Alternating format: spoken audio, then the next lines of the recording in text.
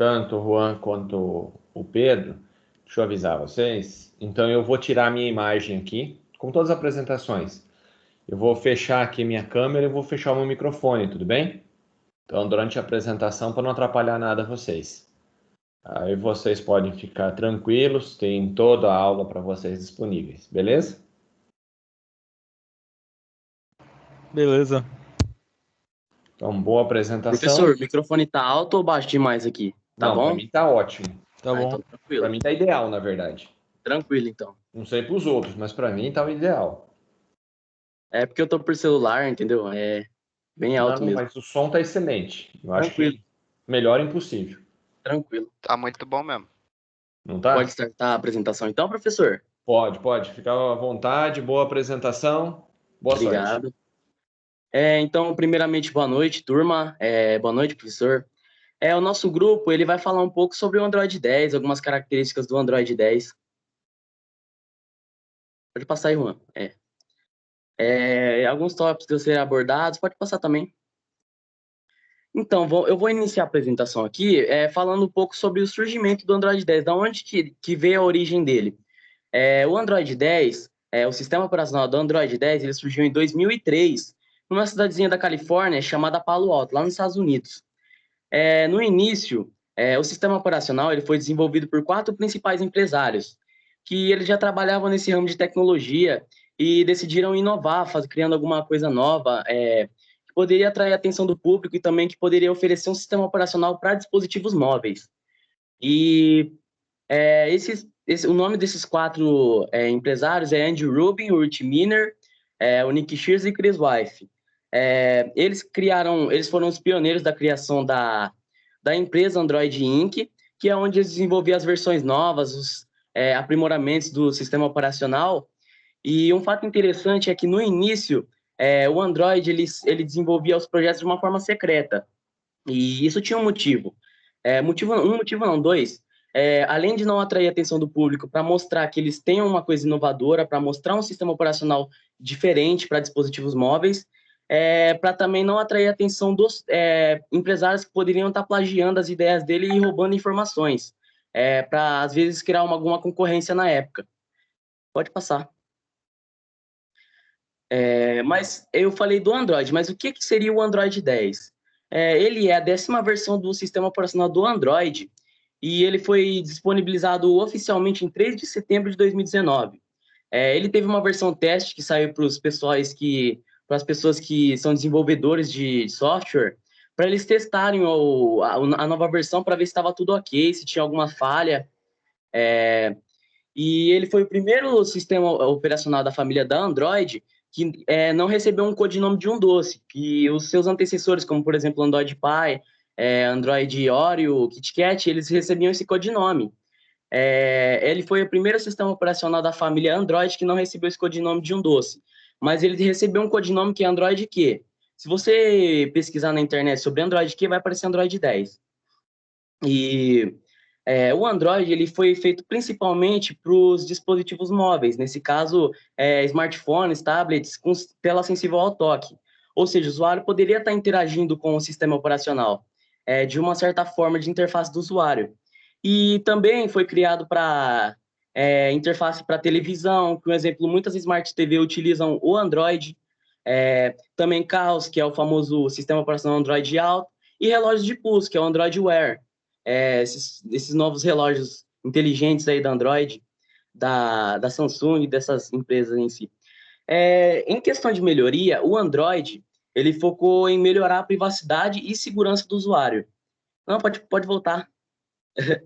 Ele focou mais em melhorar a privacidade e segurança do usuário, porque com o passar do tempo, como a tecnologia ela tende a ficar cada vez mais evoluída, os malwares, os programas maliciosos também têm essa disposição em cada vez ficar mais perigosos. Então, eles tinham que focar nessa área, porque senão a privacidade do usuário no sistema operacional poderia estar correndo perigo. Então, não tinha escapatória, eles tiveram que focar nessas 2 áreas. Pode passar agora, Juan. Boa noite.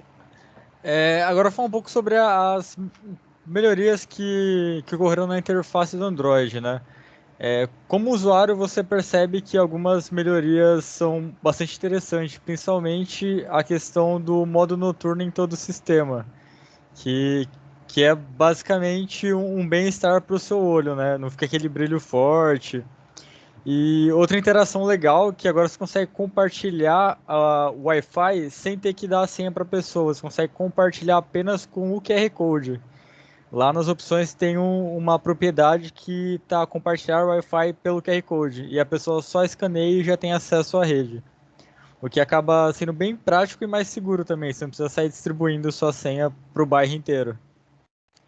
Em relação no âmbito geral, assim, o Android ele teve diversas melhorias, como toda a versão dele, mas, ao meu ver, a principal de todas foi em relação à segurança, que ele passou a ter um armazenamento em escopo, que é muito interessante, né?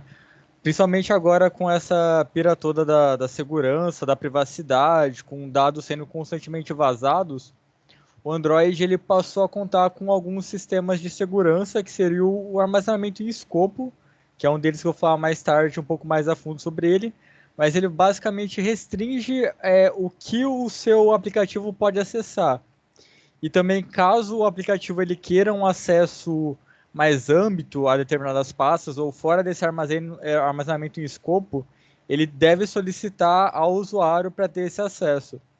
Outro aspecto interessante também que teve foi que a partir de agora você consegue delimitar quando o aplicativo tem acesso à sua localização. Ou seja, você pode limitar o acesso dele apenas para quando o aplicativo estiver em uso, ao invés de deixar full time, assim, mesmo quando o aplicativo está fechado, ele consegue ter acesso à sua localização. Agora não tem mais isso. Você tem a liberdade para definir esse tipo de coisa. Aí teve aquelas outras melhorias de sempre em relação ao software de câmera, o suporte mais âmbito, em relação à bateria, os screen captures melhoraram também em relação a como você vai tirar o print. Agora você consegue tirar print extenso, não só do que aparece na tela, mas você consegue estender, por exemplo, de uma página mais comprida, uma conversa, você tem toda essa abrangência maior. Ou seja, as melhorias são basicamente as padrões, são aquelas implementações pequenininhas, mas de longe as principais foi em relação à segurança. Falar um pouco agora sobre o gerenciamento de memória do Android 10, né? Ele é baseado no kernel do Linux 4.9 e ele é basicamente um algoritmo preemptivo que ele divide o tempo que a CPU trabalha em camadas, né? Que essas camadas também são chamadas de quantum, né? O nome certo, no caso. Esses processos, eles trabalham no processo FIFO e no processo round robin, se eu não me engano. Que eu vou explicar um pouco mais para frente o que é cada um deles, né? Que basicamente ele só executa quando um processo termina, né? Um processo por vez, basicamente. Esse escalonador, ele basicamente trabalha com as prioridades, né? Que é as prioridades mais baixas, que vai subindo até a prioridade em tempo real, né? O acesso dos usuários, ele se mantém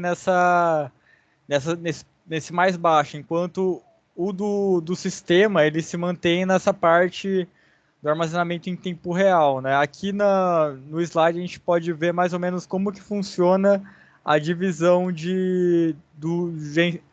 Meu Deus, eu confundi as coisas. Eu tava falando do gerenciamento de processos, foi mal. Deixa eu voltar aqui. Bom.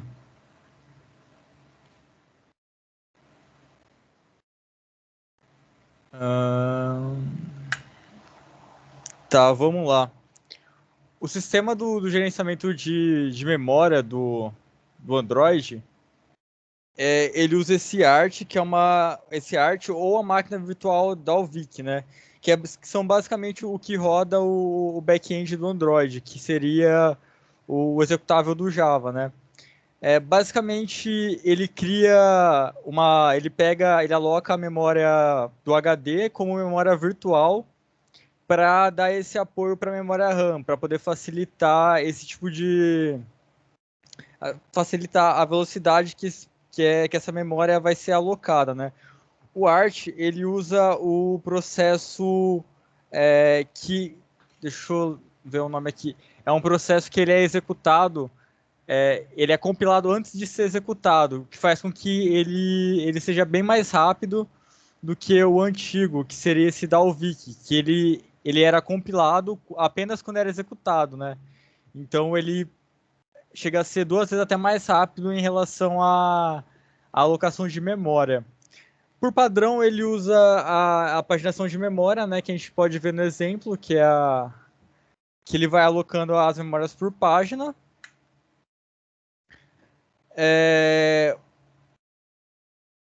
O ART, o Android Runtime, ele usa 2 tipos de armazenamento para fazer isso. O arquivo mapeado em memória e o RIP, né? O que seria o RIP? O RIP, ele é esse algoritmo da direita, que é basicamente os algoritmos mais simples que tem, e ele é utilizado para definir os processos padrão.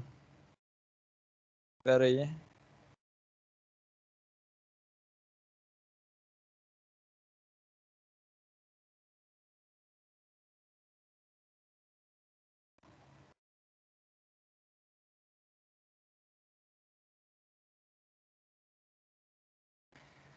Tá, aí deixa eu voltar aqui.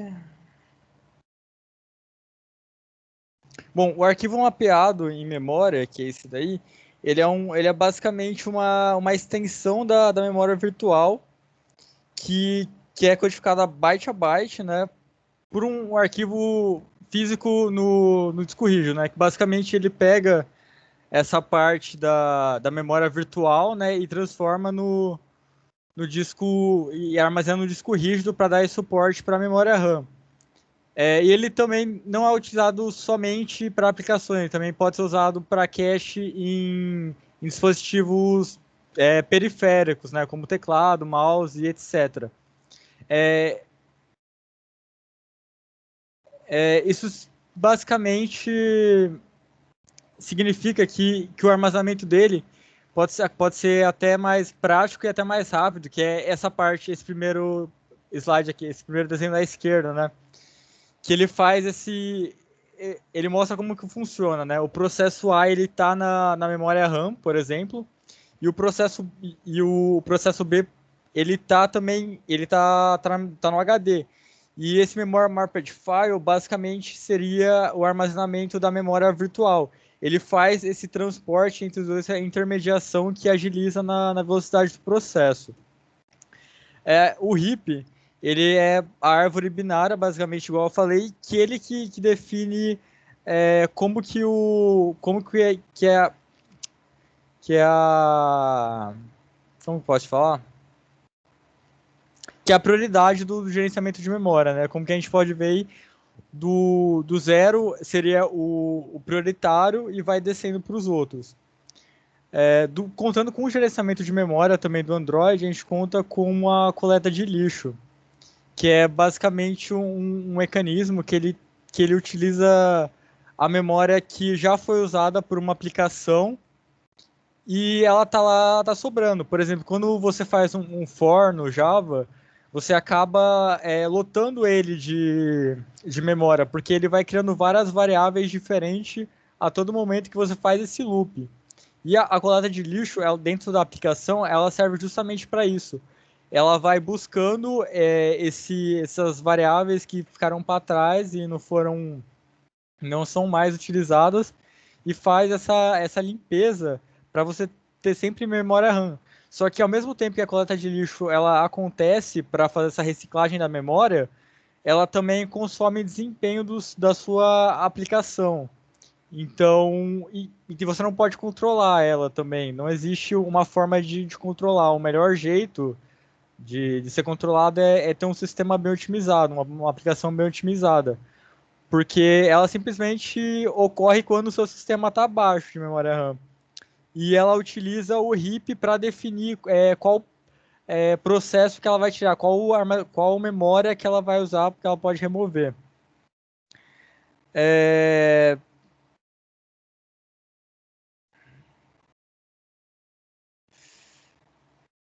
Acho que... Tá, agora eu vou voltar e falar direito do escalador de processos, que eu acabei me confundindo aqui na ordem dos slides. Tá, basicamente aqui a gente tem a ordem de como funciona o processo, né, do Android 10, do gerenciamento de processo. Ele é basicamente um sistema em pilha, né, com o algoritmo pré-invertivo, e ele vai dividir o tempo dos processos em fatias. Ele basicamente usa o processo FIFO para tempo real, que seria o first in, first out, né, que é o primeiro processo que entra, vai ser o primeiro processo a sair. E o round robin, que é um sistema que ele trabalha em ciclos, né? Você define o tempo e ele vai fazendo aquele loop lá. Ele trabalha o processo por um certo tempo, depois ele para, vai para outro, depois para, vai para outro, depois para, depois volta para o primeiro e vai indo assim, né? Ele basicamente ele usa alocação dinâmica, né, nesses processos de prioridade, visando sempre tentar equilibrar o uso da CPU para não ficar tão pesado ou não dar aquele BO da coleta de lixo também, porque ele vai acabar perdendo desempenho e consequentemente vai acabar travando, gerando deadlocks e afins. Mas a gente vai explicar também o que é o deadlock e como o Android faz para combater eles, né? Basicamente é isso. O FIFO ele vai ser sempre usado para os processos da CPU, que são os processos que devem ser tratados com alta prioridade, enquanto o round robin ele vai ser sempre para os processos do usuário, né? Porque são de menos prioridade.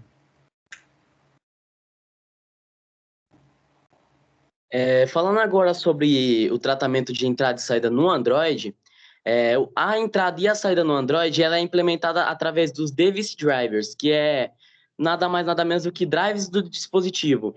Que sempre que tiver alguma coisa que precisa ter um tratamento de entrada no dispositivo, ele é acrescentado no sistema porque o controlador ele contata o núcleo para o núcleo fazer esse acesso de entrada e saída desse componente, por exemplo, se você quiser adicionar um fone de ouvido no sistema, é feito dessa maneira.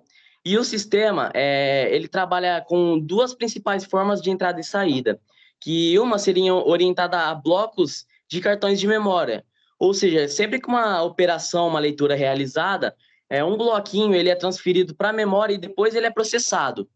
E a outra seria orientada a caracteres, que seria relacionada a dispositivos mais lentos e são controlados pelo próprio sistema operacional. Beleza. Agora, falando do sistema de arquivos. Antes de falar propriamente do sistema de arquivos do Android 10, é legal dar um conceitinho, uma definição de sistema de arquivos. De uma forma geral, um sistema de arquivos ele vai controlar, ele vai administrar a memória do dispositivo.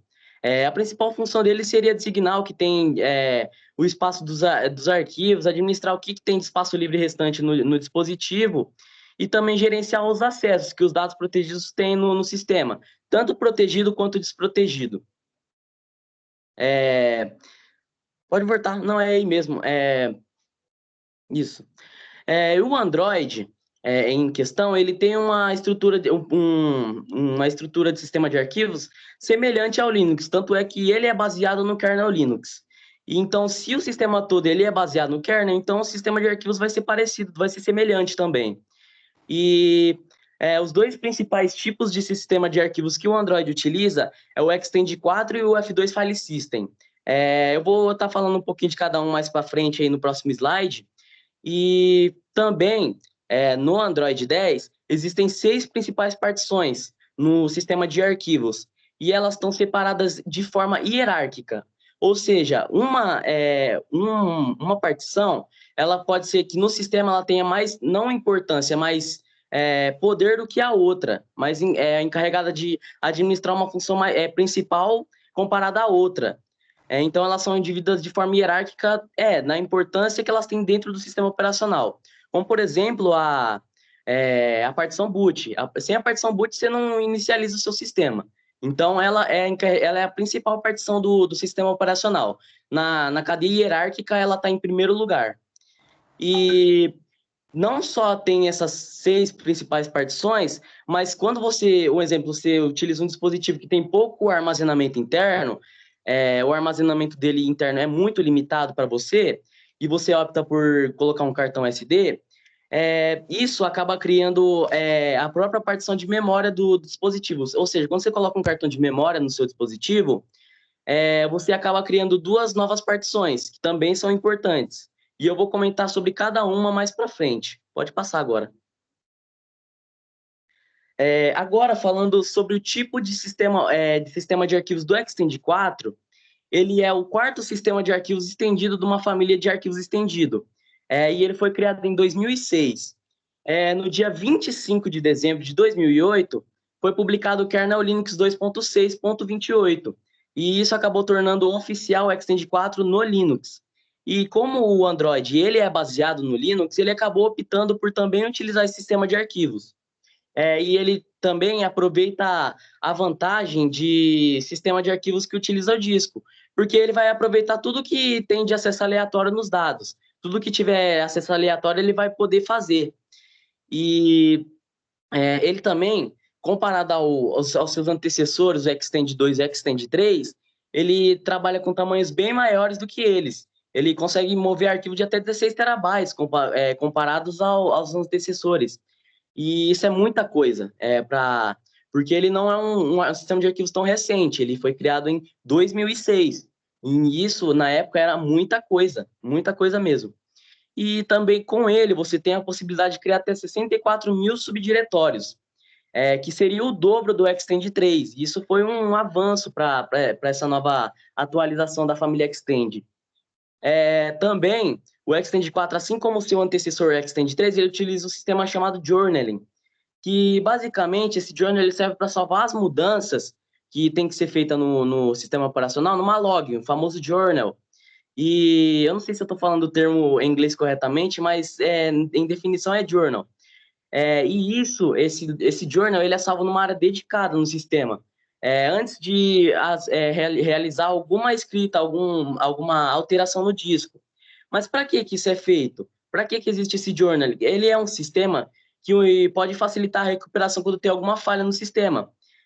Se tiver alguma falha, o que ele faz? O sistema ele vai ler esse journal que foi salvo, essa log que foi salva, e vai realizar as modificações antecessoras até que o sistema volte a ter consciência, porque se ele sofreu alguma falha, ele não vai estar totalmente consciente. E o journal ele vai tentar fazer isso, ele vai tentar devolver essa consciência para o sistema operacional. E ele é o sistema mais utilizado nos aparelhos Android. Isso eu não sei dizer muito bem por quê, mas o Extend 4, nessa questão, em dispositivos Android, na época, ele tinha mais influência do que o próprio F2 File System. Pode passar. Tem um algoritmo de estrutura. Essa é a estrutura do Extend 4. Esse tipo de sistema de arquivo, perdão, ele não utiliza tabela, ele utiliza inodes. Cada arquivo, diretório que tem nesse sistema operacional, no dispositivo, ele é representado por um inode. E nesse inode você pode ter o tamanho, a permissão, propriedade e localização no disco. E uma junção de vários inodes, ele é chamado de bloco de dados. Bloco de dados, existem alguns tipos. Na realidade, existem 2 tipos, mas existem algumas variações dos blocos indiretos. Existem os blocos diretos, que você tem acesso à informação ali. Você quer acessar alguma informação? Você acessa diretamente, você não precisa passar por nada de intermediário. Você precisou da informação, ela está ali. E existem os blocos indiretos. O que esses blocos indiretos fazem? Eles são uns blocos que você basicamente passa por ele para você depois acessar outros blocos de dados. Para que isso é feito? Esses blocos indiretos, a função principal deles seria para recuperação de arquivos e também proteção de conteúdo, porque é como se eles fossem os blocos intermediários mesmo. A ideia seria que você passasse por esse bloco indireto e ele confere esse nó, ele confere a permissão. Se você tem permissão para acessar aquele tipo de arquivo, aqueles arquivos em questão. E se você simplesmente não tiver acesso, ele vai barrar. Você não vai poder acessar essa informação que está lá salva, que ele está barrando. E é isso, simplesmente isso. E também existem os blocos duplos indiretos, depende do sistema, tipo de sistema de arquivo, se ele aguenta. Por exemplo, o F2 File System, ele utiliza até duplo indireto, que seria você passa por um bloco indireto, depois você passa por outro, para depois você acessar os dados. E também, como que você faz o acesso a esse node? O número do inode, ele consegue indexar uma tabela de nodes numa localização do dispositivo, numa localização conhecida. E a partir desse número de inode, o driver, o controlador do sistema, ele vai acessar os conteúdos dos inodes, simplesmente isso, e ele permite acesso ao arquivo.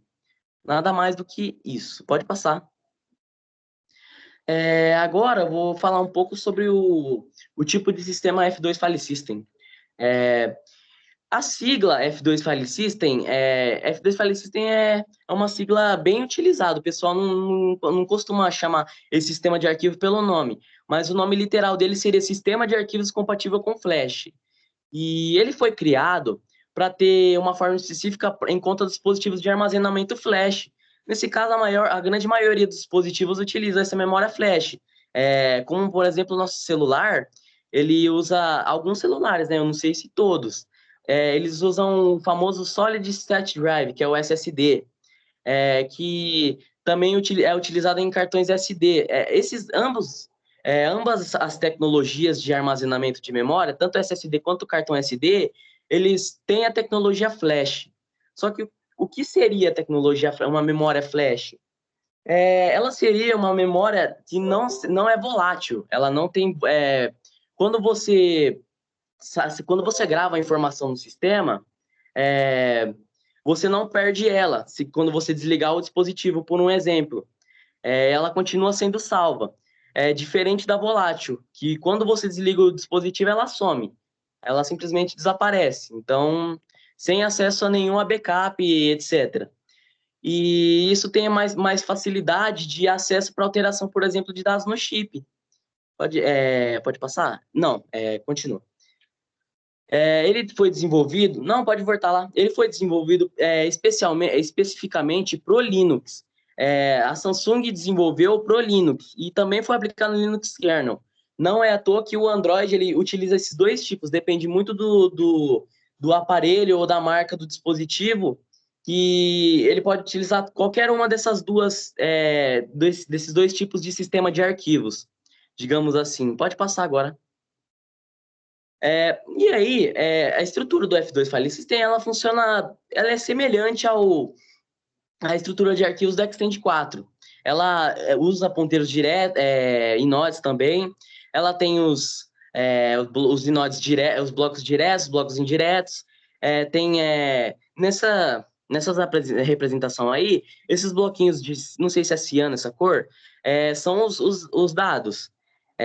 Os dados que a pessoa, por exemplo, gostaria de acessar. Aí tem os blocos de ponteiro direto, tem os indiretos, duplos indiretos, nesse caso, no F2 File System, tem o triplo indireto. Ou seja, ele passa por 3 blocos indiretos para chegar na informação, no dado. Pode passar. Beleza. Em 2012, um usuário chamado Android Guinea, que ele era famoso num site de desenvolvedores. Ele fez um teste para ver qual desses dois sistemas de arquivos ele é mais rápido em questão. Que ele gostaria de saber, por exemplo, se o Extend 4 ele é utilizado em mais dispositivos do que o F2 File System, provavelmente ele tem alguma qualidade a mais. Então ele fez esse teste o teste para ver se era isso mesmo que acontecia. E para isso, ele utilizou um aparelho celular Sony Xperia Z1. E também, nesse mesmo dispositivo, ele fez teste de benchmark, que é teste de máquina, para verificar a velocidade do seu dispositivo em questão de armazenamento, em questão de processamento, vários fatores que abrangem o dispositivo em si, em questão. E nesse teste, ele... pode passar. Pode passar. Esse teste, ele acabou resultando em duas prints. Ele fez, o que ele fez? No mesmo dispositivo, ele fez uma troca de sistema de arquivos. Ele, no primeiro teste, ele utilizou o Extend 4, fez o teste de benchmark, depois fez a redefinição de sistema de arquivos para F2 File System, para coletar esses dados, para ver qual dos dois que era mais versátil, qual que era mais vantajoso se ter no dispositivo na época. E o que ele acabou definindo, o que ele acabou descobrindo? Que na certa medida, em 2012, o F2 File System, ele ganhava do Extend 4 em basicamente tudo. Só não ganhava nenhuma coisa que eu vou estar comentando. Ou seja, isso significava para a população o quê? Que eles estavam utilizando um sistema de arquivos mais lento, né? Porque se ele tem em mais dispositivos Android do que o F2 File System, o pessoal estava usando um sistema de arquivos mais lento, e isso foi na época. Mas hoje em dia, com as novas tecnologias e melhora, o pessoal foi querer investir nesse tipo de sistema de arquivo, no Extend 4, e acabou que ele tem uma performance hoje em dia, digamos, um pouco superior ao F2 File System. E nessas duas fotos aí, o Extend 4 na esquerda, ele acabou fazendo uma pontuação de 9.588 total no sistema, no sistema de arquivos, nesse caso. E o F2 File System, ele fez 10.756. E isso é mil e alguma coisinha de diferença. Isso era muita coisa. Porque os dispositivos eles não tinham tanta velocidade em 2012. Entendeu? Pode passar. Agora eu vou comentar um pouquinho sobre a hierarquia que eu tinha comentado no começo das partições do sistema. Ela possui 6 principais partições, e se você, um exemplo, precisar adicionar um cartão de memória no seu dispositivo, você vai acrescentar mais duas partições principais. Tem a partição boot, elas já estão divididas nessa figura da forma hierárquica delas. A boot, ela tem mais influência no sistema, então ela fica em primeiro, aí vem depois a partição system, a recovery, a data, cache e a miss.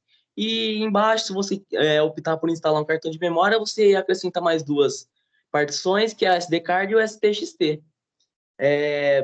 Não, pode voltar, eu vou comentar um pouquinho sobre cada uma, para não ficar tão superficial. O boot, ele é a partição do sistema que, como o próprio nome já sugere, boot, ela faz inicialização do dispositivo.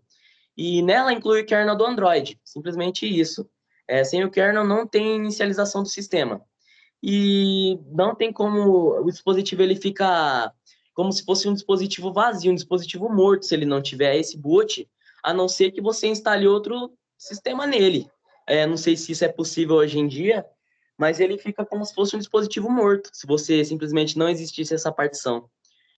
Tem a partição System também, que é a partição que tem todo o sistema. Um exemplo, se o seu celular ele é um Android 10, o sistema operacional da Android 10 é salvo nessa partição System. E nisso inclui todos os aplicativos que já vêm pré-instalados. Por exemplo, muitos dispositivos hoje em dia, se você compra, tem o Google, tem o YouTube, tem aplicativos padrão, calculadora, etc. Isso são dispositivos pré-instalados. Agentes de confiança, os famosos agentes de confiança. E se você limpar essa partição, o celular não fica iniciável também, não inicializável, porque ele não vai ter nada ele não vai ter um sistema operacional para compilar, então fica inútil. Tem também a partição Recover, o nome também já pode sugerir, que é recuperação. Ela é uma partição que foi projetada especialmente para backup. Se ocorrer alguma falha no sistema, precisar de atualização, precisar de recuperação, você vai acabar utilizando essa partição aí. Essa partição é responsável pela reinicialização, não, pela restauração do sistema, da consciência do sistema. Tem a partição data também, que ela é a famosa partição do usuário, partição de dados do usuário, porque aí é onde salva aplicativo que ele baixa na Play Store, jogos, redes sociais, mídia, todas as mídias que ele for utilizando, documento, vai tudo para essa partição data. E tem a cache também, que é onde o Android ele vai armazenar dados de aplicativos e componentes que são acessados com frequência. Por exemplo, se entrar muito numa rede social, ele vai ser salvo nessa memória cache. Se você simplesmente apagar apagar não questão apagar a partição, mas apagar o conteúdo da partição cache, não vai ter problema, não vai acontecer nada com o sistema. Simplesmente você vai perder os dados existentes daquele sistema, daquela rede social. Mas depois que você for acessando novamente, ele vai ser reconstruído automaticamente pelo sistema. Tanto é que quando você vai num técnico aí, ele fala, você fala assim, eu preciso de memória, que eu tô sem memória no meu dispositivo, ele fala, você já limpou a memória cache? Porque ela não é uma memória importante no sistema, assim, digamos, mas ela serve aí para, às vezes, você precisar de um espacinho a mais, você tá limpando ela para você fazer alguma coisa, se precisar salvar alguma coisa. Tem também a partição MISI, que ela contém as configurações do sistema de liga-desliga. Nesse caso, inclui operador, ID de região, configuração de USB e algumas configurações de hardware. Nessa partição, se essa partição ela tiver corrompida ou ela tiver ausente no sistema operacional, algumas coisas não podem funcionar corretamente, como, por exemplo, botão de volume. Às vezes você quer colocar um fone de ouvido para escutar alguma coisa, não vai funcionar, porque essa partição pode ser que esteja corrompida ou esteja em falta no sistema operacional. Tem a SD card também, que ela não é uma partição do Windows, do Windows não, perdão, é do Android, e sim do cartão SD. Então, quando você instala o cartão SD no seu dispositivo, essas partições vêm junto, elas são incluídas, porque sem elas não tem como tá incluindo o cartão de memória no seu dispositivo. Limpar, você pode limpar normal, tanto que você faça backup dos seus dados, né? Se você salvar alguma coisa lá, depois tem que fazer backup, porque se você limpou, sumiu, acabou. E tem a EXT, que ela basicamente funciona como a partição data do Android. Mas nesse caso é a partição data do cartão de memória, não da memória interna do Android. Agora pode passar tranquilo. Sobre o sistema de arquivos também, assim como alguns outros sistemas, ele oferece algumas opções que o aplicativo pode estar salvando, como, por exemplo, armazenamento específico do app, armazenamento compartilhado, preferências e também banco de dados. No armazenamento específico do app, nesse caso, vai armazenar os arquivos do aplicativo dedicados ao uso dele. Ele pode estar salvando tanto em diretórios dentro do próprio volume do celular, da memória interna, quanto em memória externa. Se você pode estar instalando um HD externo de celular, o SD card, cartão de memória. E pode passar, não, pode passar não, tem um armazenamento compartilhado também, que nesse caso o aplicativo ele pode configurar seus dados para um exemplo, ele quiser compartilhar com algum outro aplicativo. Como, por exemplo, se você entra no YouTube, você faz o upload de um vídeo, você pode estar optando por não só a galeria, mas tem alguns aplicativos que permitem que outros aplicativos tenham acesso ao gerenciamento de memória dela, ou seja, você pode estar pegando mídia, documento, algum outro tipo de arquivo que ele pode estar disponibilizando para você. Tem as preferências também, que o aplicativo ele vai estar armazenando os dados em pares de chave e valor. Isso seria como se fosse um banco de dados não relacional. Ele usa os métodos simples para acabar armazenando os dados dele. E essa chave, esses valores que ela pode estar armazenando, pode ser qualquer coisa, pode ser objetos mais simples, objetos mais compostos, depende do que ela necessita armazenar nela. E também tem o banco de dados. Ele vai armazenar num banco de dados da persistência RUM. Nesse caso, a biblioteca ela ajuda a criar um cache e depois executa ele. Nesse caso, ele acaba criando a memória cache, a famosa memória cache, que eu havia comentado. Então, pode estar usando esse banco de dados também. Pode passar agora. Como eu disse no comecinho da apresentação, o Android 10 ele focou em melhorar a segurança do usuário e também a privacidade dele. Só que com as melhorias também tem ameaças comuns ou ameaças mais, como eu posso dizer, mais perigosas para o sistema operacional. E eu vou falar, sim, principalmente dessas 5 aí, que são as mais perigosas no Android em questão. Vazamento de informação. Basicamente, o design atual do Android, ele restringe os aplicativos de usar recurso, exceto se o usuário aprovar. Nesse caso, você vai baixar um aplicativo, você acha que ele é de uma fonte confiável. Aí ele fala, permitir que tal, faça uso de mídias desse dispositivo. Aí você tem lá 2 opções, permitir e não permitir. Geralmente, se a pessoa quiser acessar, ela está precisando acessar aquele aplicativo, ela vai clicar em permitir. E isso não pode ser muito bom. Depende muito do tipo de aplicativo que você está baixando, da fonte que você está baixando, e se o aplicativo ele tem boa avaliação, se ele é confiável, se ele tem se ele criptografa seus dados, porque se o aplicativo não for confiável e ele ter esse acesso, essa permissão desse recurso, ele pode estar vazando as suas informações. Simplesmente isso. Você não vai saber de nada, porque ele vai fazer tudo back-end, né? Eu acho que é assim que se diz. Ele vai estar fazendo sem você perceber nada. Quando você for ver, ele pegou todos os seus dados e é isso. Tem o escalonamento de privilégios também, que é utilizado mais quando os programas maliciosos, eles tentam achar vulnerabilidade no sistema. Aí o que eles fazem, esses programas? Eles tentam se infiltrar no sistema para ganhar acesso superior até total dos recursos. Aí, quando ela tiver acesso total aos recursos, simplesmente não tem o que você fazer. Ele vai estar acessando seus dados, ele pode fazer alteração no sistema, a não ser que você redefina o dispositivo para dados de fábrica, só que você vai perder tudo que você tem salvo. Tem também os apps de reempacotamento, que no Android, reempacotamento, ela é uma ameaça comum e bem assim, digamos, perigosa no sistema. Que reempacotamento, ele é feito quando os malwares, os programas maliciosos, eles tentam usar a engenharia reversa. Aí eles tentam descompilar arquivos APK, descompilar, desmontar e inserir código malicioso dentro do código-fonte principal do sistema operacional.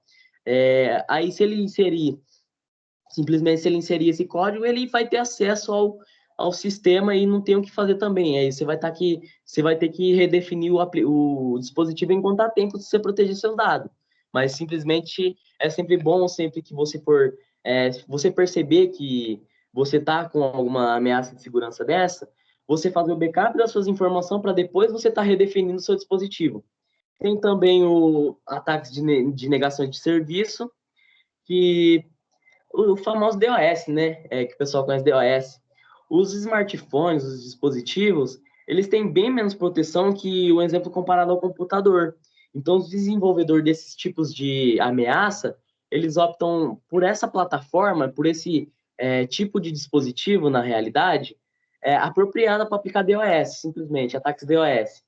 E o principal objetivo das pessoas que fazem esse tipo de ataque seria acessar acelerar, nesse caso, o uso limitado, que é bem limitado o uso da CPU do dispositivo, acelerar o uso da energia da bateria, da memória, da largura de banda de rede e simplesmente fazer o seu dispositivo sobrecarregar.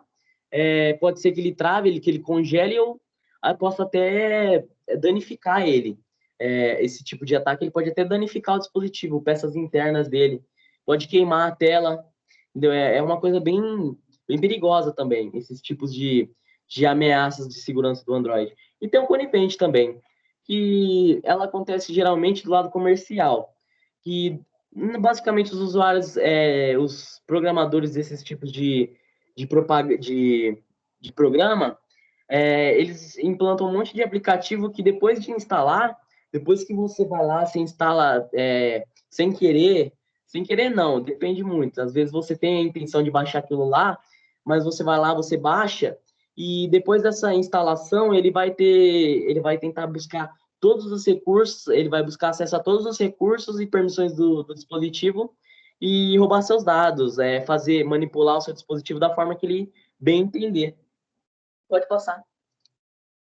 E aí, ó, nesse caso aí, ataque de negação de serviço. Essas duas imagens mostram. Você pode tanto negar quanto permitir que o aplicativo em questão, o agente terciário, nesse caso, ele tenha acesso a esse tipo de recurso no sistema.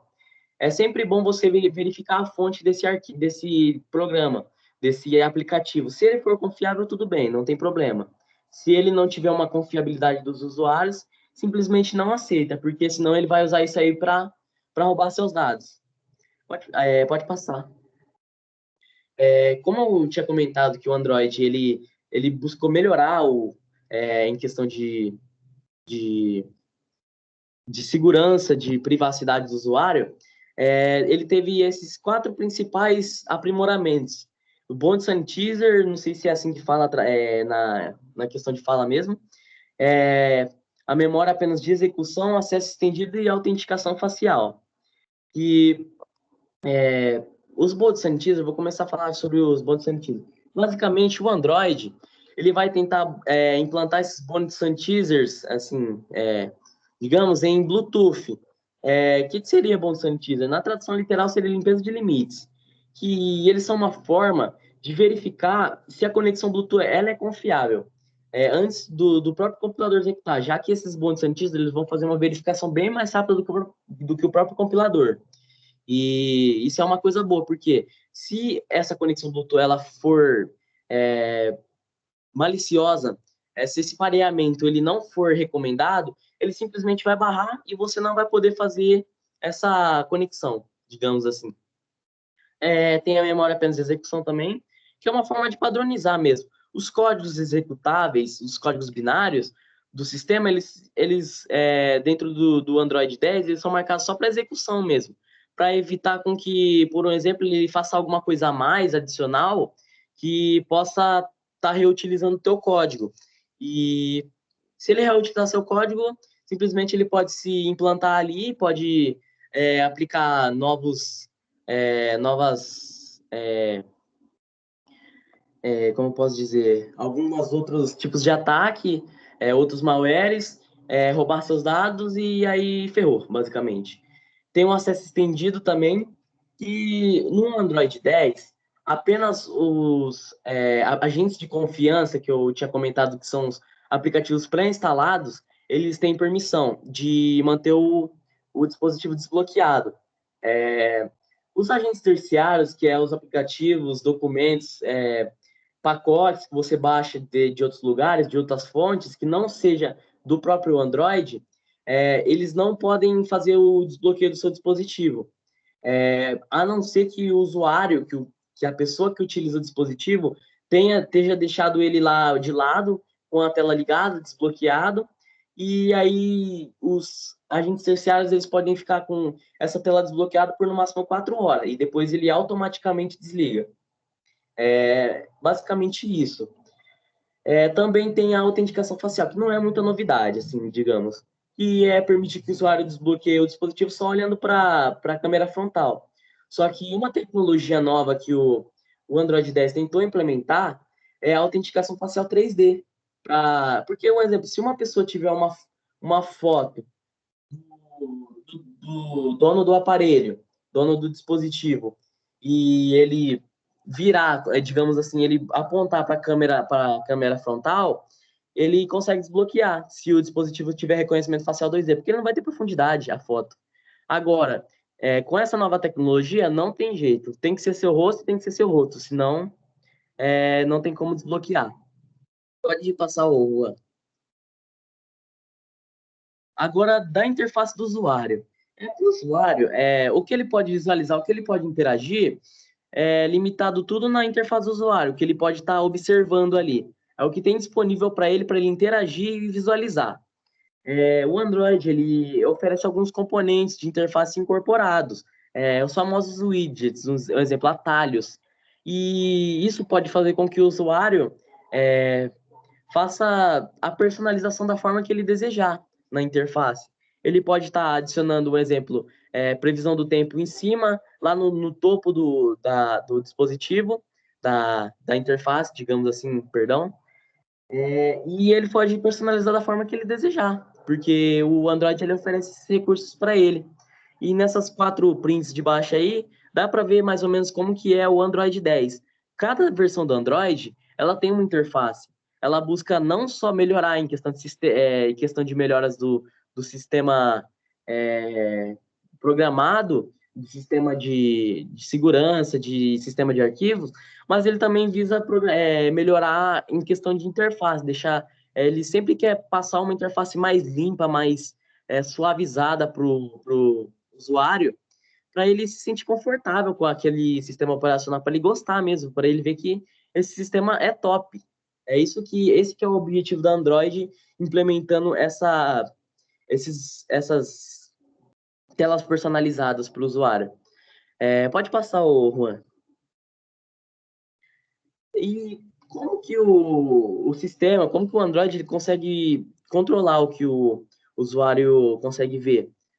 Nesse caso, esse controle ele é feito pelas famosas barras do sistema, que são as barras de notificação e de botão digital. Caso o dispositivo ele tenha botões físicos, da linha J, esses celulares mais antigos, eles têm tudo botão físico. E eles acabam não tendo essa barra do sistema inferior, só a superior de notificações.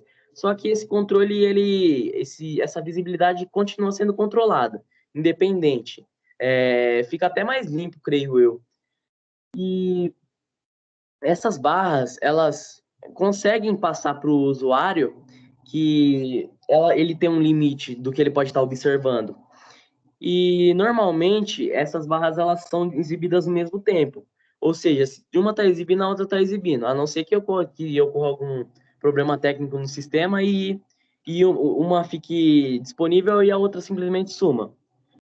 Mas, por um exemplo, se um aplicativo ele necessita exibir um conteúdo imersivo, por exemplo, uma Netflix da vida, se ela precisa mostrar, nesse caso, imergir o usuário, fazer com que ele consiga ter uma boa perspectiva, um exemplo que é assistir um filme, para não ficar aquelas barrinhas chatas do lado, incomodando ele, para deixar o sistema mais imersivo, o aplicativo mais imersivo, a experiência nesse caso. Aí, simplesmente, essas barras escurecem e só fica a amostra lá o que o usuário vai ver do aplicativo. E isso é uma forma também de os aplicativos estarem utilizando sem que aí depois que você sai desse aplicativo, simplesmente elas voltam. Elas dão a nova clareada delas, os aspectos dela voltam ao normal e o controle continua sendo feito normal. Pode passar, Juan. Bom, vou falar um pouco sobre o tratamento de deadlock que o Android traz, né? O deadlock nada mais é do que um impasse, né? Ele basicamente vai ocorrer sempre que um processo ele depende de outro processo, só que esse outro processo também depende de outro processo, e aí fica tudo parado, porque um fica dependendo do outro, só que para um funcionar, ele vai precisar do outro, só que para outro funcionar, o outro vai precisar desse primeiro, e vai ficar nesse loop eterno. E isso é basicamente um impasse. O sistema simplesmente vai travar e o que vai ocorrer vai ser aquela famosa telinha do a aplicação não está respondendo. E você simplesmente vai matar o aplicativo. Isso é um dos tratamentos do deadlock do Android. É você simplesmente matar o aplicativo, né? Ele simplesmente finge que não tem escolha. Porém, também é implementado dentro do Android 10 um algoritmo próprio do Android que chama Android Live Lock Daemon, que a grosso modo é o LLKD. Ele basicamente foi criado visando diminuir essa quantidade de deadlocks e live locks que ocorrem no kernel. Eu vou explicar depois que é um live lock também. Ele basicamente ele fica buscando e tenta diminuir o estrago que esse deadlock pode causar, né? E o mais interessante é que você consegue integrar esse Android Live Lock da Emon no seu próprio aplicativo. Ele tem uma linha que é disponibilizada no site da Android que você simplesmente consegue copiar e colar lá dentro do seu código e ele realiza essa busca pelos deadlocks. Ele trabalha como se fosse num loop, né? E ele basicamente detecta esses deadlocks de duas formas, né? Que é dentro das threads, no caso, e para ele encontrar esse deadlock, ele se baseia nas duas formas, que é basicamente em thread em estado de hibernação ininterrupta, que é basicamente o live lock, né, que ele fica esperando outro processo, mesmo tendo uma pequena encaminhamento, assim, ele está indo aos poucos, mas ele acaba estourando um tempo determinado, né? O outro é quando um processo já está morto, né? Ele encontra esse thread com o processo morto, mas ele continua lá sendo utilizado, que no caso o pessoal chama de thread zumbi, né? Estado zumbi. E a outra forma é pela assinatura de pilha persistente, né? Basicamente assim, a pilha persistente, ela é uma alocação de memória que foi o que eu mostrei no começo, mas eu vou voltar e explicar direito depois. Basicamente, a pilha, ela é o oposto da fila, né? A fila, quando você tem um processo, uma alocação de memória na fila, é a que tem o tempo que é a mais antiga dentro da fila, que vai ser a primeira a ser executada, né? É a ordem. Enquanto na pilha, é simplesmente a última que foi colocada, porque você não consegue pegar debaixo da pilha. Então, ele utiliza esses dois estados aí para poder encontrar os live locks e deadlocks, né? No caso, quando um thread ele simplesmente está com um processo morto ou com o prazo estourando lá, se eu não me engano é 16 milissegundos para ele começar a fazer a busca dos live locks e deadlocks, ou quando um processo simplesmente está parado no topo ali da pilha e não sai por nada. Então ele encontra esse deadlock e simplesmente mata o processo pai para poder liberar e fluir. E provavelmente quando isso acontecer, vai acontecer do aplicativo parar de responder também.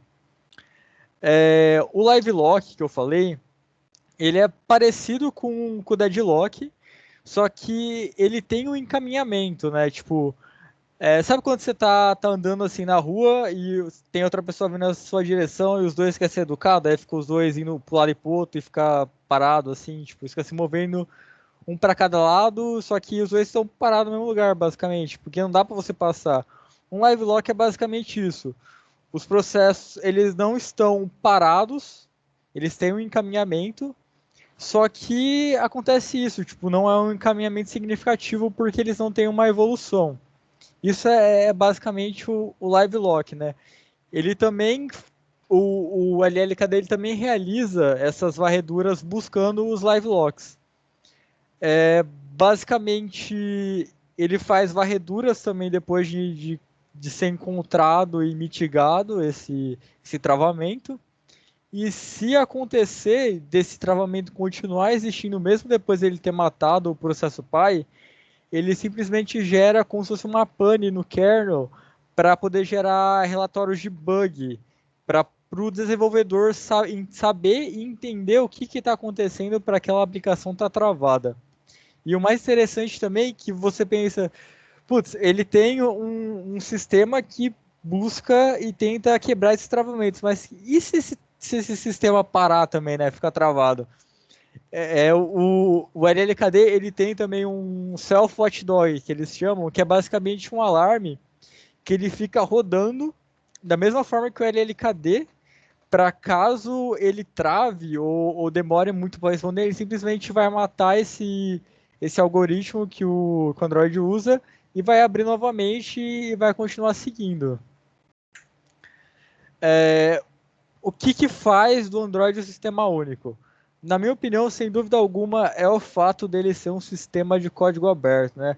Além dele ajudar, tipo, em questão da democratização da tecnologia, né? Você traz um sistema de código aberto, onde todas as pessoas têm acesso, tem uma comunidade muito forte, justamente por causa disso. Ele também traz uma quantidade ilimitada de aplicativos justamente pelo fato dele ter o código aberto, sabe? Você pode programar o Android, postar lá, você pode criar uma variação do Android a partir do kernel, a partir das bibliotecas que ele possui. Tanto é que o Android ele tem inúmeras variações, né? Cada empresa, tipo a Motorola, tem o Android 10, só que ela tem a variação dele lá com os aplicativos dele e etc. E assim vai indo. Ele tem inúmeras aplicações que estão sendo produzidas a todo momento. E você também pode customizar ele. Você pode baixar os packs lá de customização, mudar toda a interface, os ícones. E é uma coisa que o iPhone não traz, né? A questão do iOS. Bom, outra coisa super interessante do Android é que ele tem acesso a multiplataforma. Ela tem toda essa integração que é insana, assim. Você consegue integrar ele não só com os dispositivos móveis, mas que utilizam também outras versões do Android, é claro, mas também você consegue integrar com os sistemas que são nos carros, por exemplo, como o Android Auto e o Android Automotive. Você consegue fazer essa integração com o Chrome OS também, que vem dos Chromebooks, né, que fala, que outro grupo falou também. Simplesmente o Google Chrome OS ele consegue utilizar as aplicações do Android, né? O que é uma integração muito bacana. E é muito interessante isso, porque você não fica limitado a um determinado tipo de aparelho. Você pode ter diversos tipos de aparelhos, como uma televisão com um sistema Android que vai estar vinculada com o seu celular, você vai poder acessar, ou o seu relógio, o Amazfit lá, ele vai ter a integração com outro sistema Android do seu próprio celular, você vai poder baixar o aplicativo e utilizar lá o seu carro. É muito interessante essa integração que traz. E esse suporte para os dispositivos inteligentes, né, como a Alexa e etc., aí, os assistentes virtuais da vida. As limitações do Android 10, no caso, ele necessita que seja um processador ARM, no caso o A53, com no mínimo 1 GHz e quad-core, né? A arquitetura tem que ser de 64 bits. O aparelho tem que ter no mínimo 1 GB de RAM para rodar e 8 GB de armazenamento só para o sistema. Agora eu vou voltar e falar um pouco da questão da memória, do armazenamento de memória, que eu me atropelei todo no começo e é interessante a gente saber isso com calma. Deixa eu voltar aqui.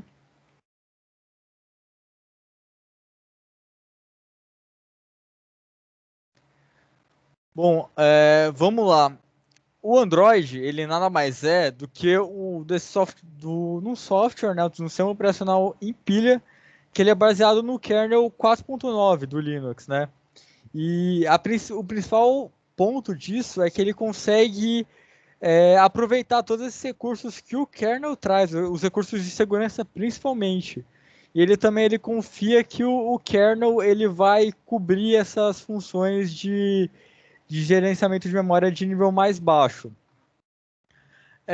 Basicamente, o Android, a partir do 5.0, ele começou a substituir esse Dalvik pelo ART, né, que é o Android Runtime, que eles são basicamente o que eu falei lá, que são essas máquinas de compilação e execução do Java e das aplicações do Android, né? O ART, ele passou a ter a Ahead of Time, que é um algoritmo de compilação que ele executa antes do, do aplicativo ser rodado, ou seja, ele traz todo esse armazenamento de cache da compilação que vai fazer com que o aplicativo ele seja executado e rode com muito mais facilidade e muito mais rápido que o Dalvik, que ele utilizava o JIT, que é o Just in Time, que ele apenas compilava quando fosse executar aquela aplicação, né? E para gerenciar a memória, essas duas máquinas, né? A gente vai falar que são máquinas virtuais, elas utilizam a paginação de memória, né? E o mapeamento em memória, que também é conhecido como M-Mapping. Agora eu vou falar um pouco da memória virtual, com calma também, que é interessante para a gente entender como que funciona como que funciona essa alocação de memória, né? A memória virtual, ela nada mais é do que uma alocação da memória RAM no HD. Ele usa o HD como se fosse um suporte para a memória RAM, justamente por alguns celulares não ter memória RAM suficiente, ou até mesmo ter mais RAM em cache ali no HD para você ter uma facilidade na hora de executar os aplicativos na memória principal, que seria a memória RAM, né? Basicamente, o que é a paginação em memória, né? Que a gente está vendo aí no desenho aí do slide. A paginação, ela é um esquema de gerenciamento de memória, né? Que o sistema, ele recupera o arquivo do armazenamento secundário para usar na memória principal, que é basicamente a memória virtual aí, né? Que ele vai pegar a memória principal, que seria a memória RAM, e a memória secundária, que seria o disco, né? Que seria a memória que está armazenada ali, tipo o HD. Ele usa esse sistema aí para recuperar os dados que nessas camadas aí que a gente chama de página, né, esses blocos. E essa paginação, ela basicamente vai consistir na divisão dessa memória física em pequenas partições, que são chamadas de frames ou páginas, né? Para permitir que essa alocação de memória seja feita de uma forma totalmente eficiente, né? Ele vai sempre alocar esses frames de acordo com a memória requisitada e sempre da menor forma possível para ter essa forma mais otimizada, né? Basicamente, a paginação é construída através dessas tabelas que vocês estão vendo, né? São tabelas que se relacionam nesses endereços aí. Você pode estar vendo as setinhas aí indicando a relação dos endereços. E basicamente cada processo do Android nessa máquina, ele tem a sua própria tabela para facilitar as coisas e para fazer com que o endereço ele corresponda de forma mais eficiente, né? O endereço da memória principal com o da memória secundária.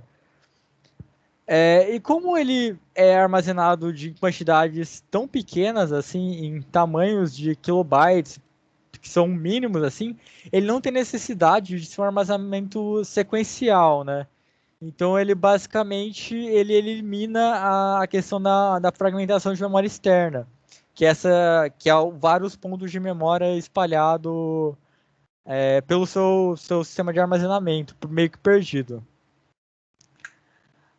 O arquivo de mapeamento de memória, que é usado na memória virtual, ele basicamente ele tem um comportamento semelhante, assim, que a gente pode dizer, né? Que é o arquivo em disco e o arquivo da memória principal. Ele normalmente ele armazena as memórias em cache, né, dos dispositivos tanto periféricos como tem alguns aplicativos que estão no armazenamento físico, né? E ele basicamente faz essa correlação, né? Ele faz esse intermédio entre os dois sistemas de memória, né? Agora, o heap, que é esse da direita, ele é uma árvore binária que a gente vai utilizar para entender como funciona a coleta de lixo, que também é um ponto importante do gerenciamento de memória, né? O heap, ele é onde fica armazenado as variáveis e alguns objetos das aplicações, que diferente da questão do armazenamento de mapeamento em memória, que fica guardado o restante da aplicação, o heap ele só guarda essas variáveis, que agora a gente vai entender por que ele guarda elas. E esqueci de falar, o heap, o lugar que ele trabalha, entre assim, é na memória RAM, tá? Ele fica alocado e faz esse trabalho dentro da memória RAM. O que é essa coleta de lixo, né, que eu comentei? A coleta de lixo, ela nada mais é do que um mecanismo que ele vai estar sempre buscando essa memória que já foi utilizada pela aplicação e que agora ela está parada lá, né? Tipo, você está ela está em uso, entre aspas, ela tá alocada ali como se estivesse em uso, mesmo não estando em uso. Então a coleta de lixo, ela é muito utilizada no Arch, né, no Android Runtime, para monitorar e determinar qual parte não está sendo mais usada para poder liberar e para poder voltar para o heap para poder ser usada como mais algoritmos, né? E esse heap, ele é geracional, né, que eles falam. Que basicamente ele tem diferente intervalo para alocar e rastrear com base na vida útil de cada elemento ali, né? Tipo, por exemplo, quando você aloca um elemento ali, uma variável recente no heap, ele trata aquilo como se fosse uma geração jovem. E quando uma variável que está lá há bastante tempo, um tempo, vamos dizer, suficiente, né? Ele é promovido para uma geração mais antiga, assim, né? Ou até para uma geração permanente, uma variável permanente ali. Basicamente, cada geração do heap ela vai ter o próprio limite dedicado em relação a volume de memória que pode ser armazenado ali, né? Sempre que uma geração nova começa a ser preenchida, né, uma geração jovem, o sistema ele vai executar esse evento de coleta para tentar liberar a memória, para sempre ter memória suficiente, né? E a duração dessa coleta de lixo, ela tem como base basicamente a quantidade de armazenamento que está sendo utilizado, né? E mesmo que ela pode ser um negócio totalmente rápido, coisa de poucos milissegundos, assim, ela afeta diretamente o desempenho da aplicação. E o mais interessante é que você não pode controlar esse evento, né? Essa function do Android. Então, ele existe alguns determinados critérios para poder ser rodado, como a baixa memória RAM, né, disponível.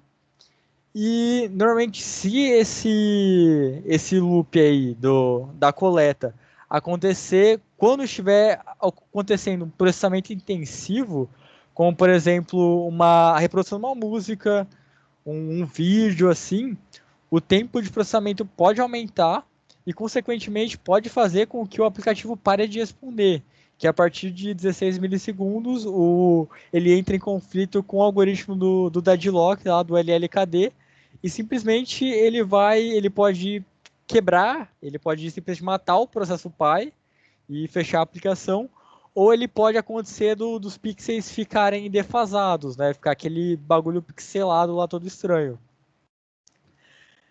Além disso, né, ele tem um fluxo de trabalho que pode forçar esses processos acontecerem por um maior tempo ou, por exemplo, como posso falar, mais vezes, assim, né, não só com os critérios mínimos, mas ele pode ser forçado a trabalhar de forma mais eficaz.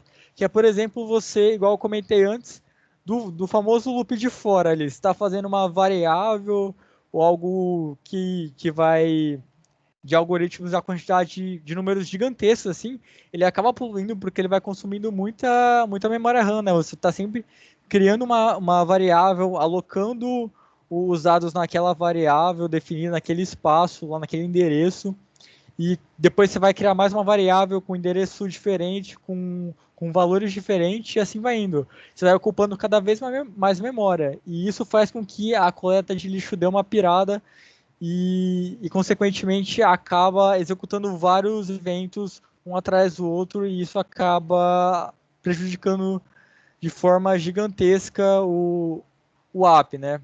Agora, o escaneador de processos também, de forma mais calma, como eu disse antes, né, o Android ele é baseado no Linux, né? Então, o Linux ele usa esse algoritmo preemptivo, né? Que basicamente ele vai dividir o tempo da CPU em fatias, que o nome certo seria os quantum, né? E que são onde os processos vão ser alocados. Quando tipo, se esse quantum, né, essa camada de processo, ela termina e o processo não tiver sido concluído, a execução dele passa a ter um novo quantum e ele é dinamicamente alocado para a CPU. Esse escalador ele trabalha com as prioridades estatísticas e dinâmicas que eu comentei, né? Que basicamente as prioridades dinâmica, o escalador ele vai monitorar aquele processo e vai fazer ajustes na prioridade, sempre visando equilibrar os da CPU, para não forçar tanto. E basicamente um exemplo disso é se você está executando um processo por um tempo muito longo, né? Então ele vai acabar recebendo uma prioridade mais baixa, porque querendo ou não você está demandando mais da CPU. E consequentemente, pela essa demanda maior, ele vai ser colocado numa fila de baixa prioridade e vai esperar um pouco mais para a CPU, para não travar os processos principais, para poder seguir em frente, né? Enquanto as prioridades estatísticas, que é a outra variação, elas são utilizadas exclusivamente por processos em tempo reais, que é que não pode ser alterado pelo escalonador de processo. E basicamente ela só pode ser alterada por um usuário super, né? Um usuário com privilégios especiais. Basicamente, o escalador ele divide esses dois processos, né? O da alocação dinâmica e da alocação estatística. O dinâmica ele somente é usado quando não houver mais processos de tempo real, né?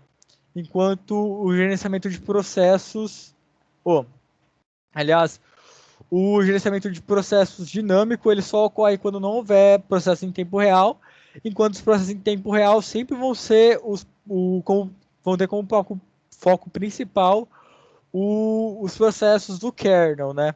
Basicamente, o gerenciamento de processo, basicamente é isso. Ele também usa os algoritmos, né, que eu esqueci de comentar, o FIFO, que foi explicado, que é o algoritmo first in, first out, né? Que é o primeiro a entrar e o primeiro a sair, que é no caso, esse aqui é o para os processos em tempo real, tá? O primeiro processo que entra vai ser o primeiro processo que vai sair. Enquanto para os processos de usuário, que são os processos de aplicações, ele usa o algoritmo chamado round robin, que é basicamente um loop, né, um círculo.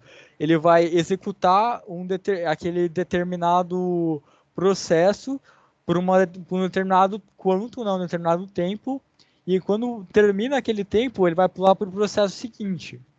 Aí depois que passa aquele tempo, ele vai pular e vai continuar até terminar essa fila de processo. Aí quando termina, ele vai voltar para o primeiro processo e ver, por exemplo, que ele não terminou que ele ainda está em execução, né? Ele não terminou de ser executado. Então ele vai voltar, vai executar aquele processo por aquele determinado tempo e vai para o outro. E assim, subsequentemente, vai indo, né? Basicamente, essa foi a nossa apresentação aí de Android, sobre o Android 10. Eu acabei dando uma afobada no começo, mas basicamente foi isso. Se alguém tiver alguma dúvida aí, pode perguntar que a gente vai abrir para pergunta aí. Ou se o Renato tiver alguma observação Só também perguntar, só. e Só perguntar que a gente tá aí. quiser fazer uma observação, fazer algum adendo aí, fica à vontade também, professor. Não, beleza. Pessoal, dúvidas? Nenhuma? E eu Então, peço desculpa também pelo começo ali que eu dei uma afobada aqui na correria aí. Eu confundi a ordem dos slides e eu tinha feito um guia para não me perder e acabei me perdendo. não Mas foi isso fica aí. susto. Isso daí, meu, é normal. Todo mundo fica nervoso durante a apresentação. Eu não tô nem contando isso. Pode ficar tranquilos. Pessoal, alguma dúvida? Nenhuma? Amanhã, então, tem outra apresentação. E depois a gente vê quem faltar aqui para poder colocar para semana que vem, tudo bem? Semana que vem tem, acho que do Windows 10, se não me engano, né? Que foi o primeiro para apresentar ainda. E tem mais algum aí no meio. Quem mais que tem? Além daquela que eu acho que era o Windows 10 que foi o primeiro. Além do grupo 1 que tem que representar, quem mais? E além do de amanhã, né? Lógico.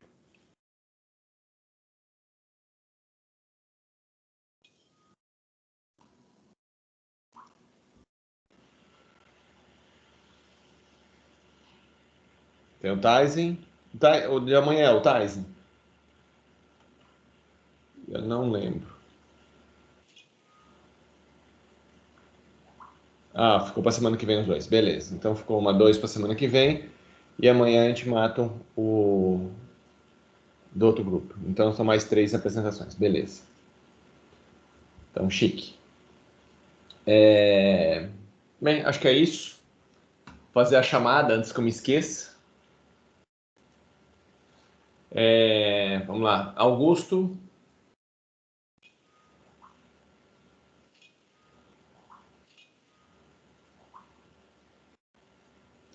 Bianca.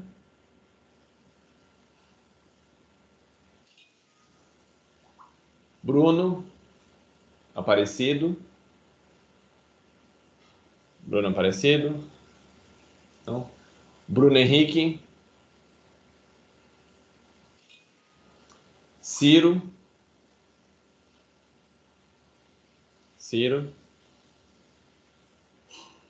Não. Edivaldo. O Edivaldo começou a faltar aqui. Alguém tem o telefone dele, um aviso? Para não ter problema de estourar por falta. Eric.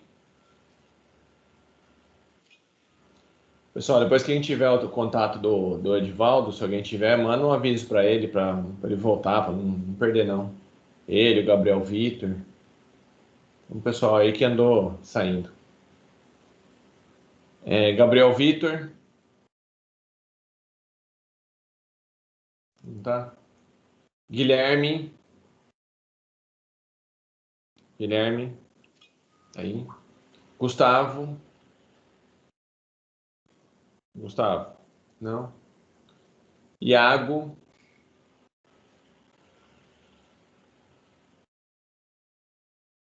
Iago não tá aí. Igor.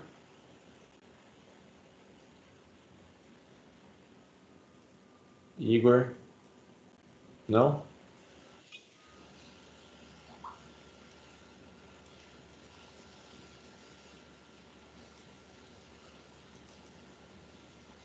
Vai lá, o Gabriel Vitor está presente. Pera lá, Gabriel Vitor, presente. Beleza, obrigado.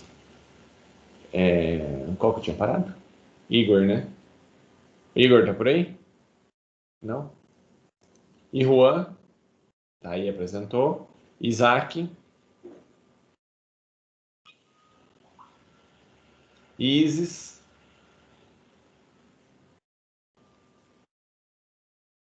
Isis tá por aí? Não? Oba, ô professor, é o Gabriel Santos aqui. Desculpa ter mandado aí no aleatório que eu tô presente, até que o meu cliente me ligou exatamente na hora que você começou a fazer a chamada. Aí Não, eu fica não podia sus. desatender, que é dinheiro, né? Uhum. Não, fica sus. Tranquilo. Pode ficar tranquilo, não tem problema não. Isis não tá aí? Pois avisar Isis também. Ítalo. Isabela. Isabela. Tá aí. Beleza. Jaine. Jéssica.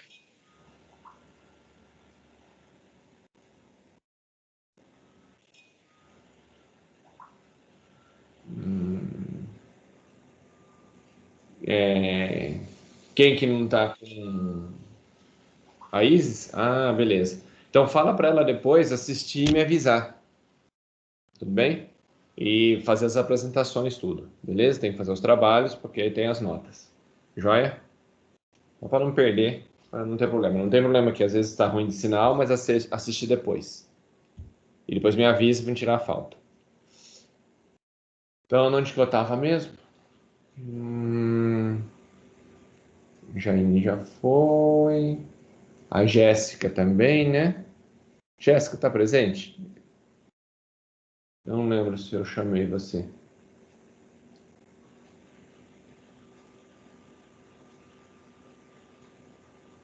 Jéssica tá por aí? Não. Jonathan.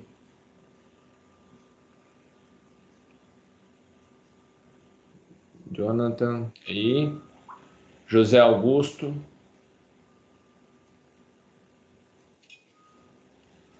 Juan, tá aí, fez a apresentação. Leandro. Leandro. Não? Letícia tá aí, né? A gente conversou agorinha mesmo. Beleza. Letícia, tem algumas faltas depois. Depois você assiste os vídeos lá e me avisa qual que você assistiu para mim poder tirar suas faltas, tudo bem? Não tem problema com faltas e depois apresenta o trabalho, beleza?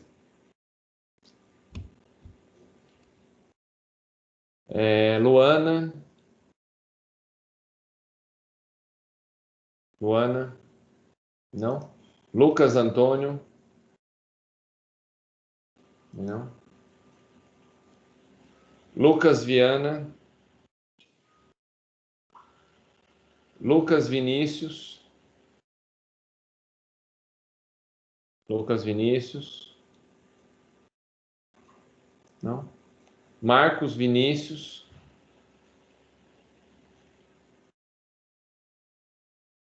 Não.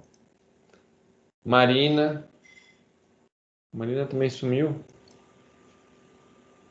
Pedro Henrique. Vitor Camilo. Vitório. Vitório Tegon. Tá aí? Vitório. Não? E Vanderlon.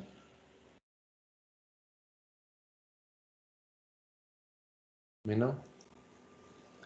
Então, beleza. Então, amanhã nós continuamos, 9 horas, tudo bem? Aí o próximo grupo já fica preparado. Beleza? Um bom descanso para vocês. Até amanhã, se Deus quiser. Um abraço, pessoal.